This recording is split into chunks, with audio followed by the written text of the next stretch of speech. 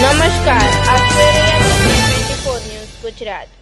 સુરત શહેરમાં state monitoring સેલની ટીમે સગ્રામપુરામાંથી 2 પિસ્ટલ કાર્ટ્રીજ સાથે આરોપીની ધરપકડ કરી।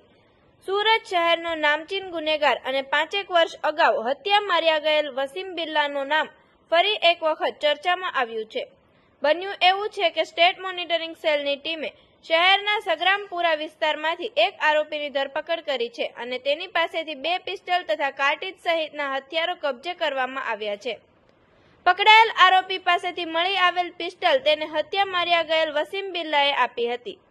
સૂત્રો પાસેથી માહિતી મળતી માહિતી મુજબ સ્ટેટ મોનિટરિંગ સેલની ટીમે શહેરના સગ્રામપુરા ખાતે આવેલ મછલી સર્કલ પાસેથી આરોપી મલેક મોહમ્મદ સૈયદ મોહમ્મદ ઇદ્રીસ નાઓની ધરપકડ કરી હતી અને આરોપી પાસેથી 2 પિસ્ટલ તથા 3 કાર્ટ્રીજ મોબાઈલ મળી કુલ 35,800નો મુદ્દામાલ કબજે કરવામાં આવ્યો હતો। વધુમાં પોલીસ દ્વારા પકડાયેલા આરોપીની પૂછપરછ કરવામાં આવતા તેને આ પિસ્ટલ વસીમ બિલ્લા પાસેથી લીધેલી હોવાનું કબૂલ્યું હતું।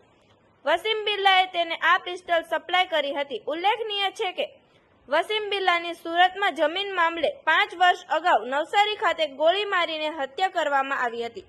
પોલીસે જણાવ્યું હતું કે પકડાયેલ આરોપી પિસ્તોલ સગેવગે કરવાની ફિરાકમાં હતો તે પહેલા તેને ઝડપી પાડવામાં આવ્યો હતો અને તેની વિરુદ્ધ આગળની તપાસ ચાલુ છે। આવા અવનવા સમાચાર જોવા માટે જોતા રહો P24 ન્યૂઝ ગુજરાત।